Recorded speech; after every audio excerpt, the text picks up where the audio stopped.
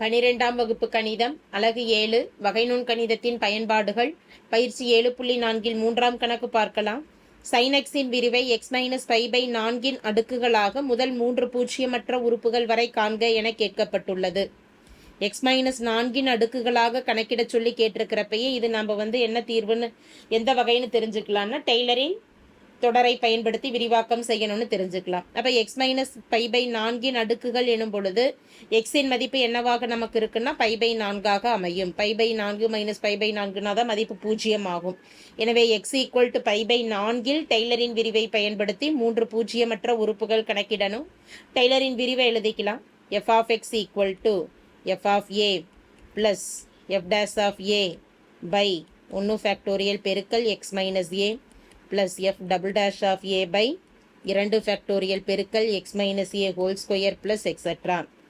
f of x கொடுக்கப்பட்டிருக்கக்கூடிய சார்பை f of x எடுக்கிறோம். f of x என்ற சார்பானது sin x.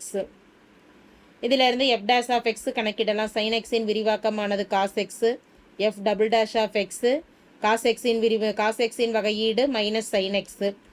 3 பூஜ்ஜியமற்ற உறுப்புகள் வேணும் அப்படிங்கிறதுனால இந்த 3க்கும் மதிப்புகளை பிரதியிடலாம். எக்ஸுக்கு நம்ம பிரதியிடக்கூடிய மதிப்பு என்ன? π/4.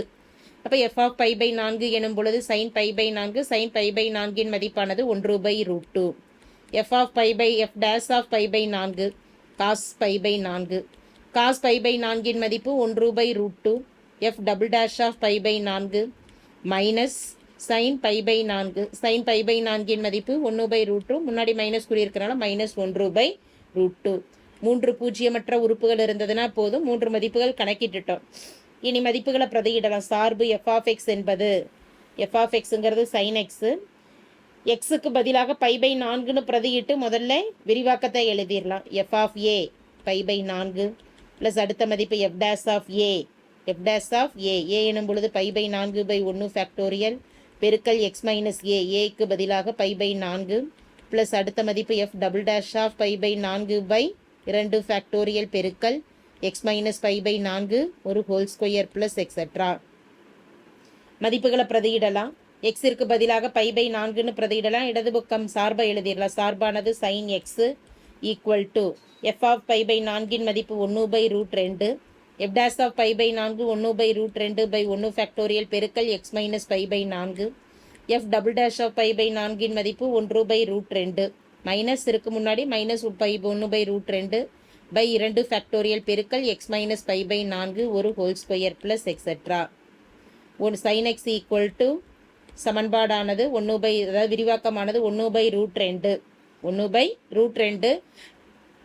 அடுத்த இரண்டாவது உறுப்புல √2 கீழே பகுதிக்கு கொண்டு வந்துடலாம். 1 மதிப்பானது 1 ஆகும். எனவே 1/√2 பெருக்கல் x - π/4. அடுத்த உறுப்புல ப்ளஸ் இன்ட்டு மைனஸ் 1/√2 கீழே வந்துடும். அது இல்லாமல் இருக்கக்கூடிய மதிப்பு 2 ஒரு x - π/4 whole square plus etcetera.